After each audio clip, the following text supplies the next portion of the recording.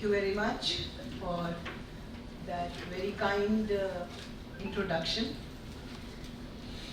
and many thanks to the Institute, which looks really in good health. We realized that the building is new, the construction was new,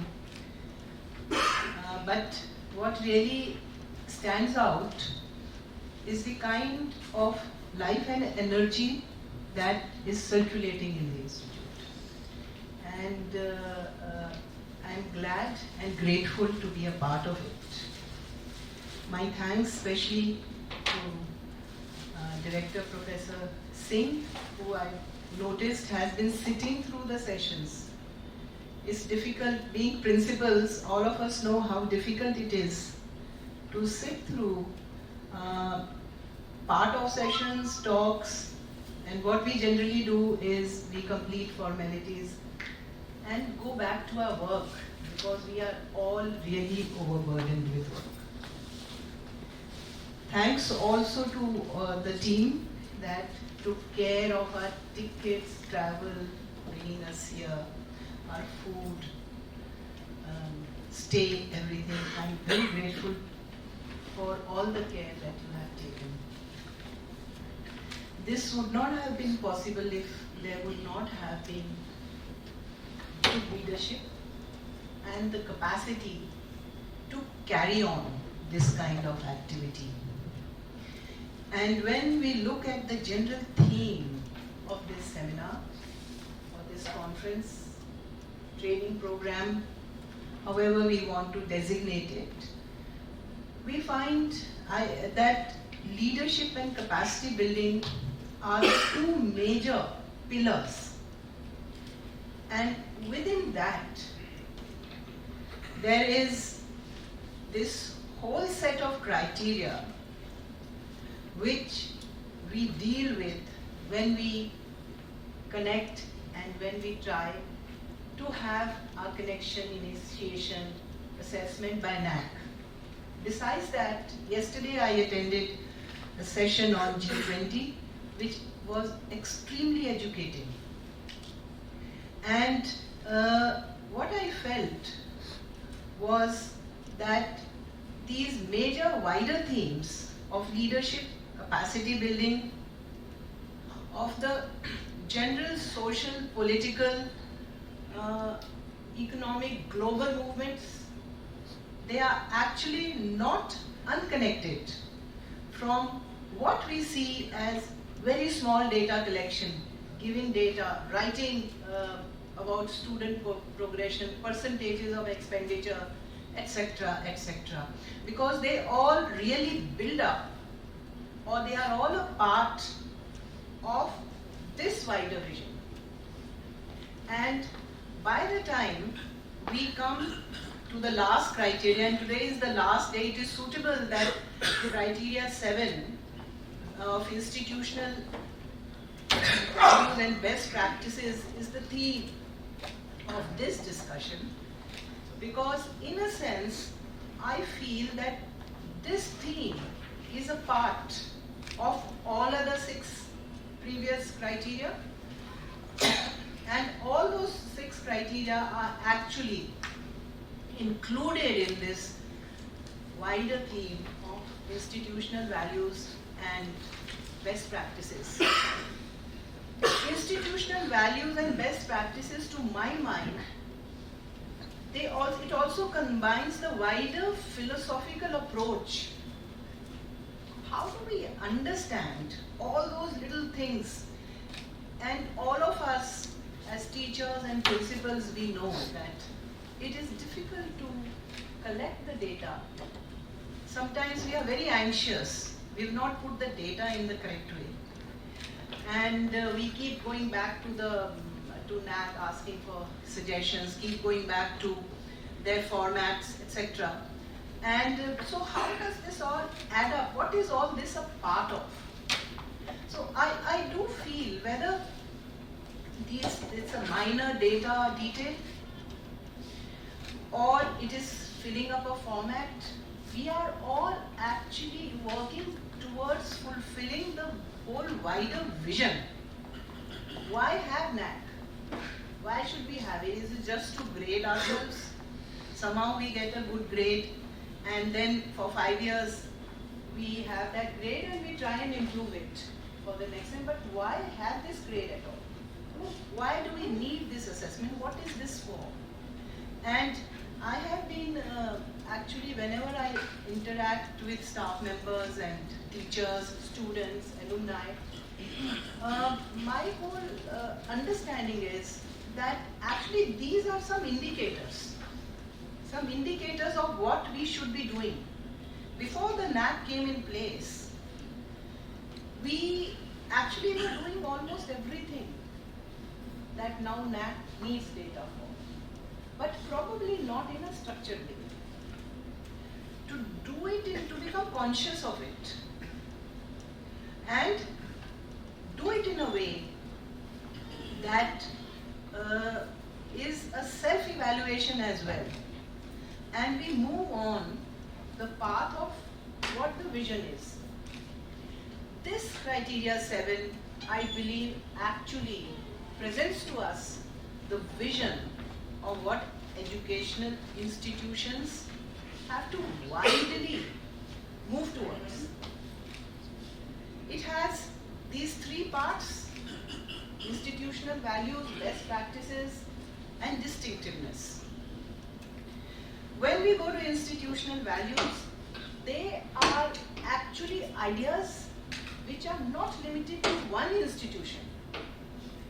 When we speak of gender, or environment, or green audit, or waste disposal, this is not something which is limited to one institution or ought to be limited to one institution. These are ideas which have wider social relevance, which actually are nationally important, they are globally important. And the overall assessment of how an institution works is in the ethics and values it follows. When we are filling up the alumni engagement column, why should alumni be engaged with institutions? Because there is an ethical value that is behind this understanding, that your alma mater in some way has given you something, and if possible, we should give back to the institution. And institution does not remain as an alienated institution, it becomes a part of society. So we are giving back to society actually through the institution. Now this giving back, this engagement with society is what actually is a dominant part of institutional value, as well as best practices, as well as distinctiveness. Because when we are thinking of our institutions ourselves as educationists, we grow up with that ethos. When we teach students, we are imparting knowledge, information, skill, but we are also imparting some kind of a value system. Some kind, and young people, I find that they are still extremely idealistic.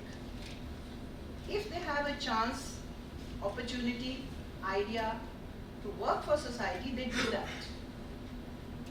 Working for oneself, making oneself successful and rich is not disconnected with working for society. And that's the idea, I think, which is there in innovation, in entrepreneurship, in institution, working for the individual for institution, teachers. Because we have an age-old, ancient tradition of treating teaching and teachers in a different class altogether from all other professions and jobs. And the major reason is that teachers are seen as imparting values along with all other skills to a young mind who is going to shape society that is to come. And these institutional values, I feel actually they include all these ideas. How to be structured, we work through that big jungle of details, and we often feel, why does NAC need this, why does NAC, and it is probably correct also, that may also reduce, NAC is also all the time updating itself, going through transition. They have reduced the number of questions from some 300 to 125, and they are also undergoing some kind of transition. So they may think of that. But that idea, we have to think about it for ourselves and building towards this world of ethics and this world of values. So, to my mind, institutional values are these wider philosophical vision of why we must have what we have, why we have gone through what we have gone through. And while we are doing student progression, teaching, remedial, slow learners, advanced learners, that is a part of the vision of what value we are following when we are doing all that. So what I am trying to communicate is there is a very, very strong, intimate connection between the earlier criteria and that of seventh criteria. So this is also, there is no strict division between these three categories of institutional ethics and values, best practices and distinctiveness.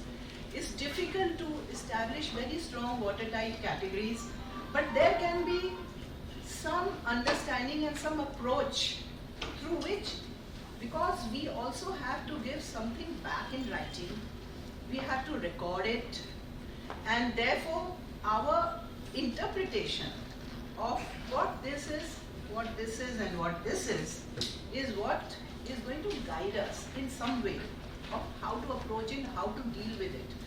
When we come to best practices, I feel that best practice is not that it is not unconnected with the wider social and global reality, but best practices actually is rooted in the local realities of the educational institution.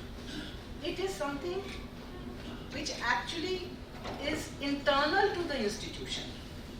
What the institution thinks of as best practice is something which is conditioned by the local situation, by the need of the students and teachers and the staff of that specific institution. It is of course guided by the ethical principles, and the most strong being socially relevant, ethically, philosophically high standards. And as I said, we are lucky that we have a tradition, ancient tradition of thinking of education as a high goal, much higher goal. So best practices actually is something which becomes kind of much more internal. After this wider vision, it becomes internal to the institution, and institutions have to then, in a way, identify. You see, as principals, you are all very senior. I feel a little odd really standing here and talking to you because you are all very senior, and all of us have also been principals, so all of us know that we have to deal with so many other things that we cannot record. To be able to come to this point of putting on record, we go through this whole set of things which we cannot record. But that's where I think leadership and capacity building becomes, where the topic becomes important and how things are all connected to each other. So this is a local need, how best a certain activity, a certain idea can internally help the college. But like I said when I started with, there is nothing small which is not interconnected with something wider. It is definitely interconnected. Even if we look at best practices and we look at the wider kind of official declarations, official programs, it could be NEP, it could be the Sustainable Development Goals of UN, the 17 goals. It could be 20G. Yesterday, Professor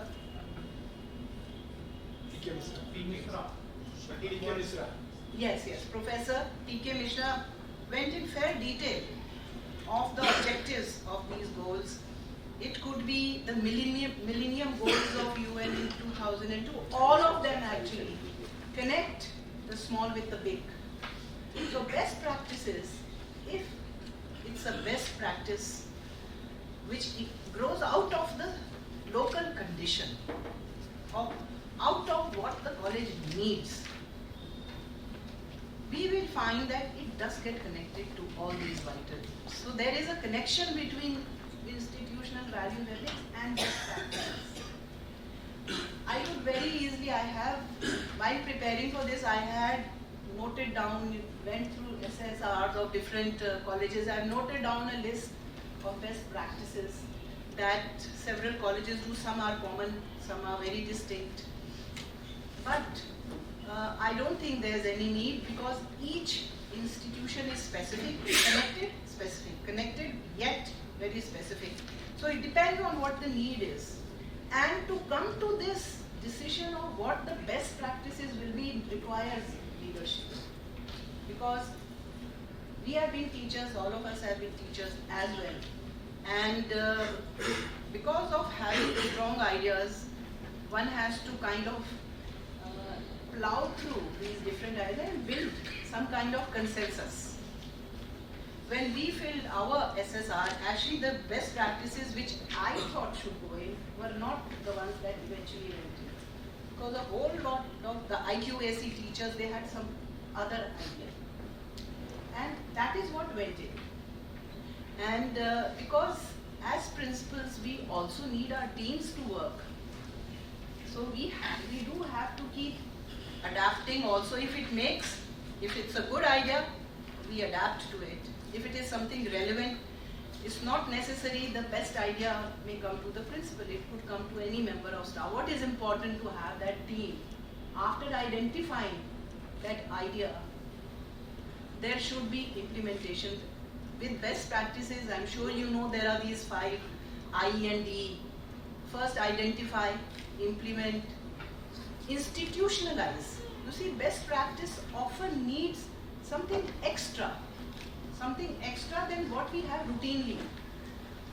And for that to be institutionalized, to become a part of the everyday functioning of the college, is what is the success of that best practice. And then to internalize it. For instance, in Kirodimal College, what finally went one of the best practices was the financial support given to students in need of it. And while that was being planned, the alternate, along with it was also planned how this support could be raised. So that, and through support from teachers, alumni, this amount is a huge amount now. It's not a small amount now, it's a huge amount. So that has become, the best practice has become institutionalized, internalized. If any member wants to do something for the college, this is one of the things, one of the options available. So it becomes internalized. And best practice, when it becomes internalized, it becomes a part of the professional, institutional value system, ethics. So that's why I'm saying, while there is no very strict division between it, once it becomes internalized and so on, this is a part of our social commitment, social training, and the connection of college to society. Because it is this that is important. What is also important, I think, besides that, is it's important to see what is the most relevant thing for college, but it is also important to keep the national priorities, international competencies in mind when we are setting up this. Because at the point of planning, we have to foresee that after implementation, it will hopefully be institutionalized, internalized, and then move out of college, disseminated. The D, I and D is for dissemination. And we disseminate it. It becomes a part of social thinking. And to do that, we have to keep in mind what the wider programs that guide education are, as well as what our specific local condition is. I'll give one example. In NEP, for instance, we have to keep in mind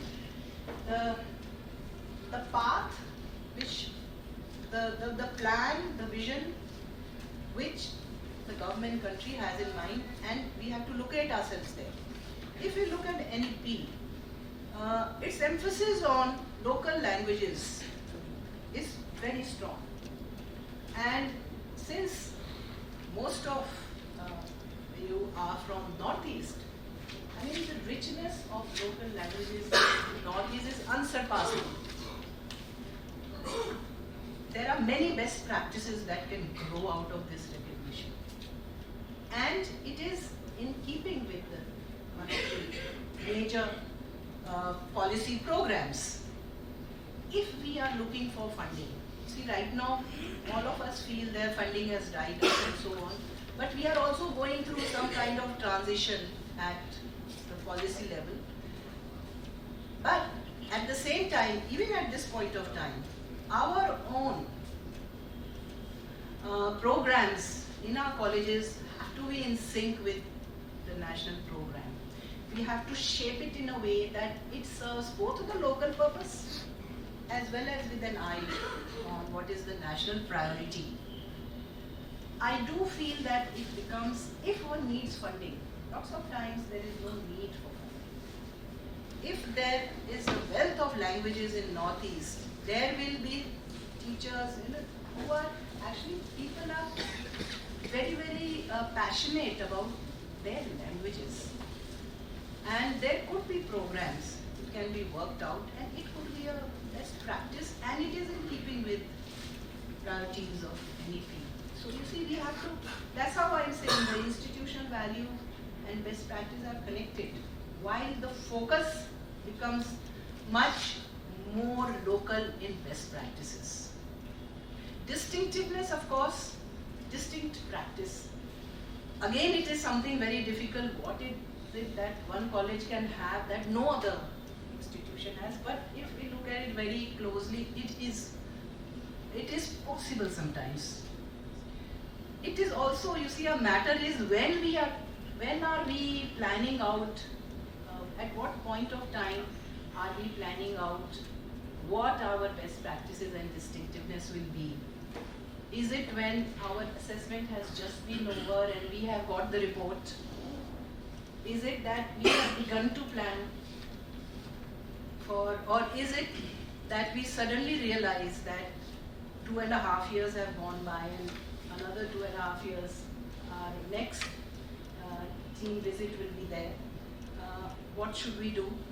So it depends on the point when we are, if we are right in the beginning, maybe it is already in the recommendations of the peer team visit. Sometimes they give recommendations which can be very useful. And before the next peer team visit, those recommendations have to be completed. That's the first thing. And that also becomes a measure of what the college has been able to achieve in this gap of 5 years. How much have we achieved of what we felt we should have done 5 years back? So it's at that point of time. So distinctiveness would be even what I'm saying, the languages, the impact on languages and how one frames it. You need a team for it. All of us know it's not easy. So this is to, it's not easy to do this, but one example I gave and I'll finish.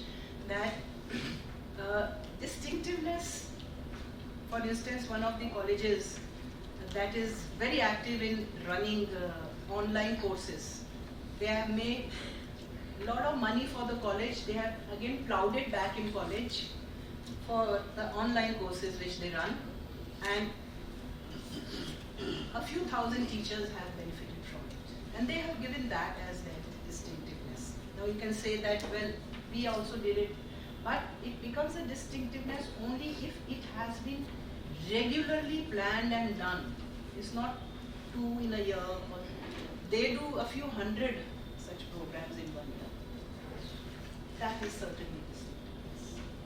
So thank you very much for listening to me patiently, and I wish you all the best. And this is our actually self-assessment when we look at that. Thank you very much. Thank you very much.